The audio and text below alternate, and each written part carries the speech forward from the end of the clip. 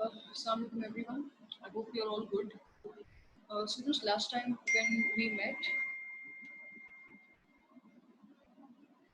um, I was teaching you chapter 8, right? And there are a few topics left from the 8th chapter which I couldn't complete that very Tuesday when we met day before. So what I'm doing is I'm trying to record a lecture on product line decisions and product mix decisions to start off with. Okay, these two articles are from chapter 8. Product line decisions is on page 233. This is something I'm starting off with. Okay, when you're listening to my lecture, in order to make sense to what I'm saying, please keep a pen and paper next to you and map all that I am talking about. Okay, it will be easier for you to make sense out of it. Whatever I'm sharing with you, my entire discourse and the PowerPoints, they will be my tools today to deliver the lecture and the recordings from the YouTube channel. Listen to it over the course of week till next Tuesday and get back to me on it. Okay. Having the lectures recorded for you does not mean that you would not be having any questions from there. You're more than welcome to bring up questions, but first have the videos heard, listened, made sense out of them properly. Okay, right question for the sake of question is a waste of time, beta, so please avoid that. The first thing I want to share with you, the first thing I want to share with you is a very simple PowerPoint that I have made for you. It's on product line decisions. It's on product line decisions.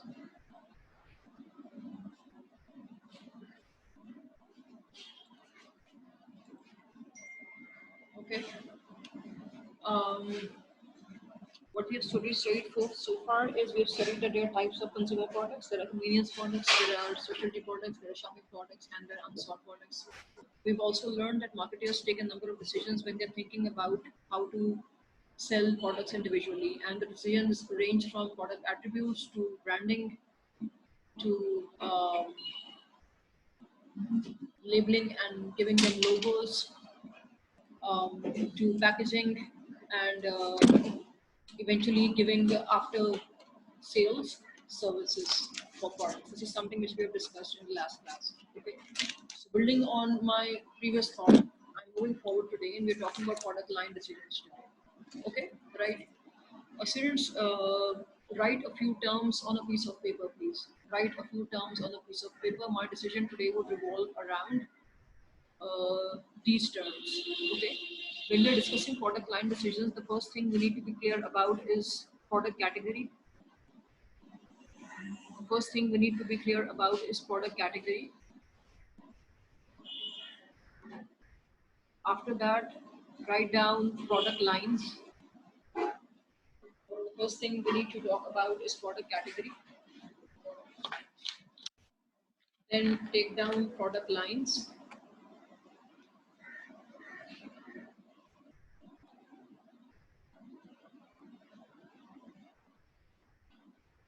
Within product lines, take subcategories.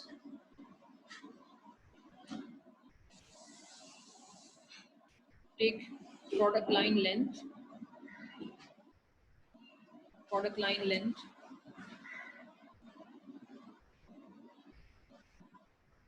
Take line filling under this. Line filling is also called line stretching. You can write both the terms.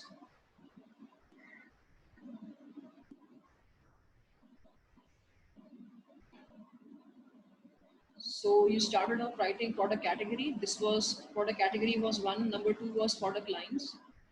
Now under product lines, there are subcategories. You can make it an A, B, C. So A was product line length. B is line filling, which is also called line stretching. Okay, right. C is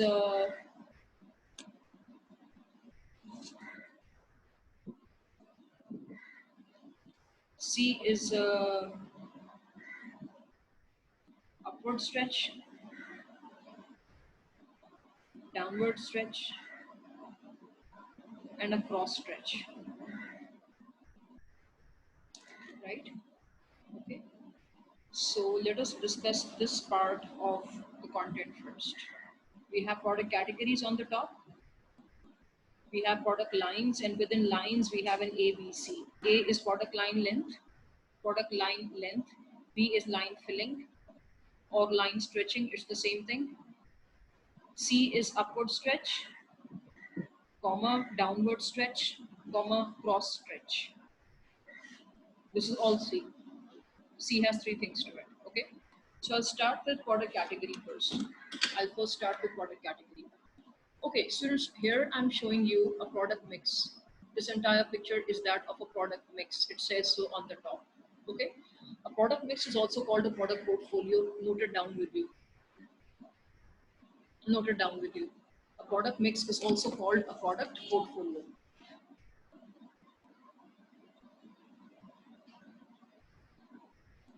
Product mix and product portfolio is the same thing. You have studied portfolios with me in second chapter when we were discussing the BCG matrix, and we learned there that all products in the portfolio don't stand at the same point in time as far as performance and objectivity is concerned. Okay, some products in the portfolio, some brands in the portfolio, moreover, are slow movers. Some are achievers, and accordingly, the company thinks about investing in them, or they think about liquidating them or taking them out of the portfolio if they continue to downperform. Okay, so it is true that we have studied about portfolios earlier here on the class. We are again discussing portfolios, but this time we'll use a new term to address the same thing. We'll call it a product mix. We'll call it a product mix. So in marketing, if anyone is referring to a product mix or anyone is referring to a product portfolio, the person is hinting the same idea. Now, what you noted down with me today, the first thing you noted down was product category, right?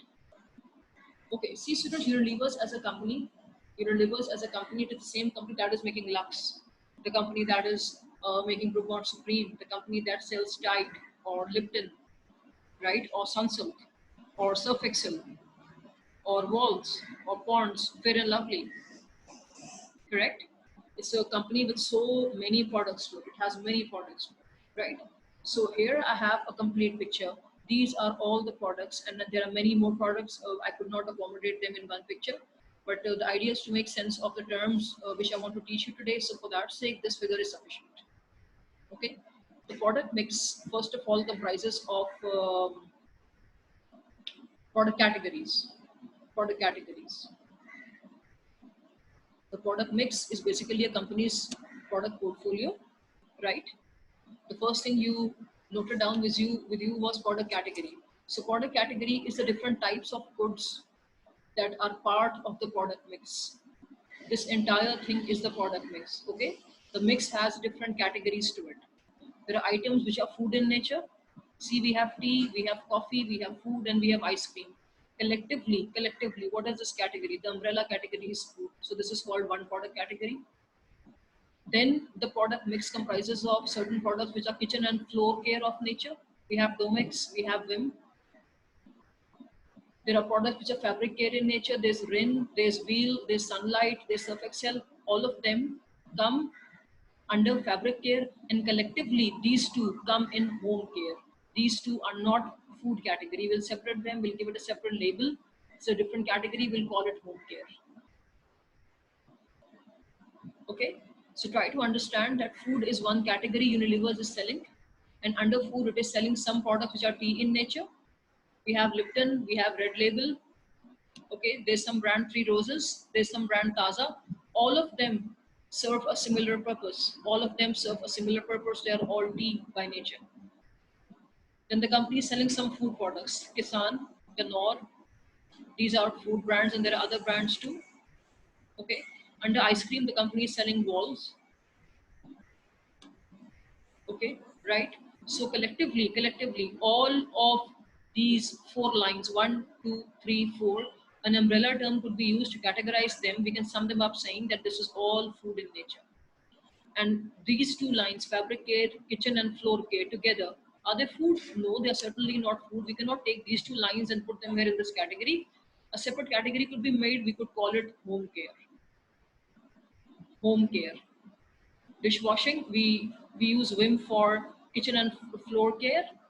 We use Domex for house cleaning. right? For cleaning floor surfaces, Surf Excel, Rin, Active, and Sunlight. What are these all? They are all detergents. They take care of fabric. So altogether, they come in the category home care. Now, Unilever is not just selling two categories of products in the mix. It is not just selling food. It is not just selling home care. Okay. It is also selling personal care products. So there's another category the company is selling, that is personal care products. Personal care products are those products which are used for myself. So I need oral care, and within oral care, the company is selling Close Up, it is selling Pepsodent. These are two toothpastes we know.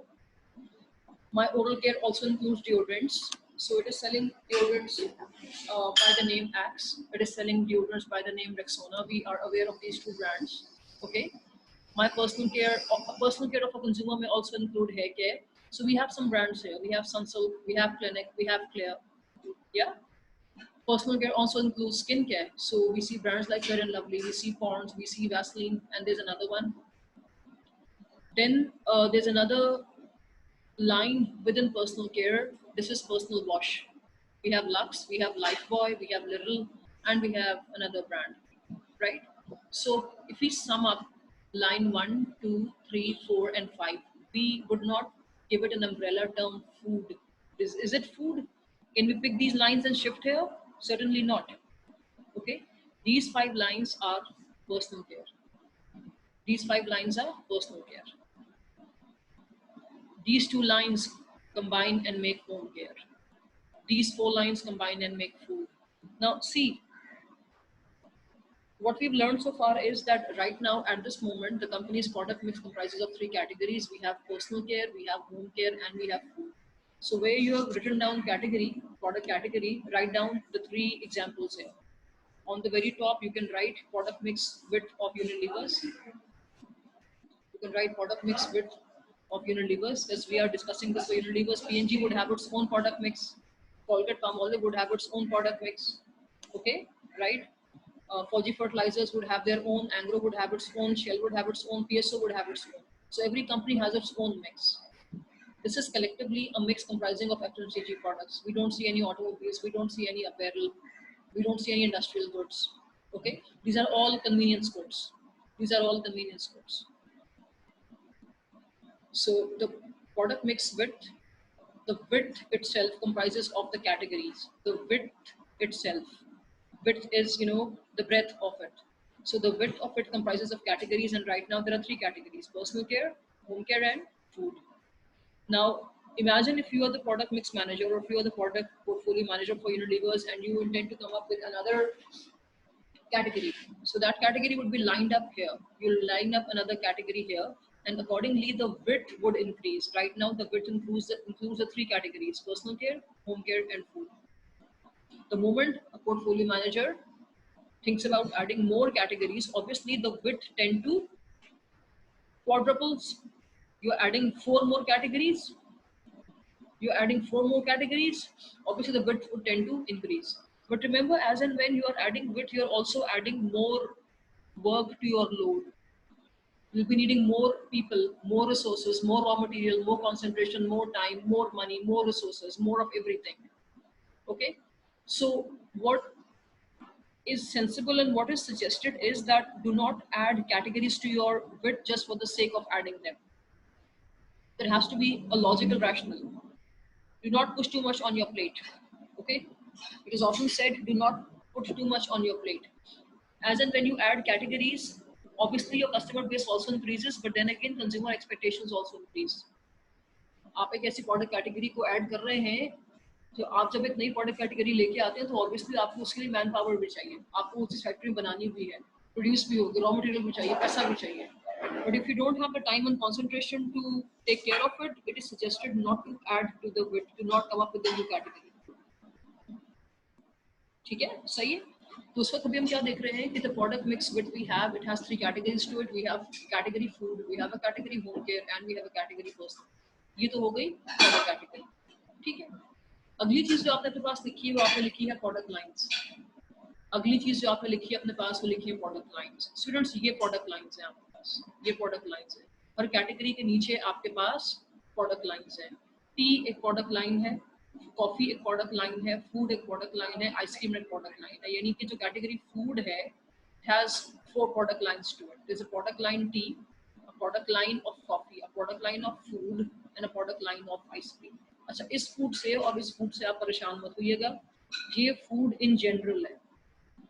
कि अगर इन चारों को हम define करें तो ये क्या category है? फूड है ना, ठीक है। और ये फूड इन स्पेसिफिक है, उससे आप कंफ्यूज मत होइए कि बस ये नाम रिपीट हो गया है, लेकिन ये चारों अलग अलग प्रोडक्ट लाइंस हैं। The company right now in the food category has 4 product lines. जैसे प्रोडक्ट लाइन की खसूसियत क्या होती है कि जितने भी ब्रांड्स आप प्रोडक्ट लाइन के अंदर डालते हैं, जैसे टी में कंपनी का एक ब्रांड है रेड लेबल, कंपनी का एक ब्रांड है लिप्टन, कंपनी का एक ब्रांड है थ्री रोजेस और कंपनी का एक ब्रांड एक और है, ठीक है।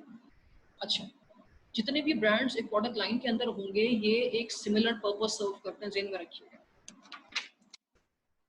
प्रोडक्ट लाइन में जितने भी प्रोडक्ट्स को आप लाइन अप करते जाएंगे, ठीक है, उसको हम डिफाइन कैसे करते हैं?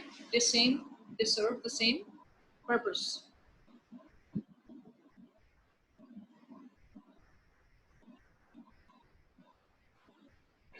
और एक और जो कैरेक्टरिस्टिक ये है कि प्रोडक्ट लाइन में जितने भी प्रोडक्ट्स होते हैं इनके कैरेक्टरिस्टिक्स एक जैसे होते हैं, ठीक है। आप देख लीजिए इन सब के कैरेक्टरिस्टिक्स एक जैसे हैं, they are all tea in nature. इनके बनाने से इनके सर्व करने तक और इनसे जुड़े हुए जो बेनिफिट्स हैं generally they could be club together, they are club together, the reason we call them one product line, ठीक है। इसमें सारे प्रोडक्ट्स जो हैं ये सारे क्या हैं? बाय डेफिनेशन क्या है? ये टी है ना, ठीक है।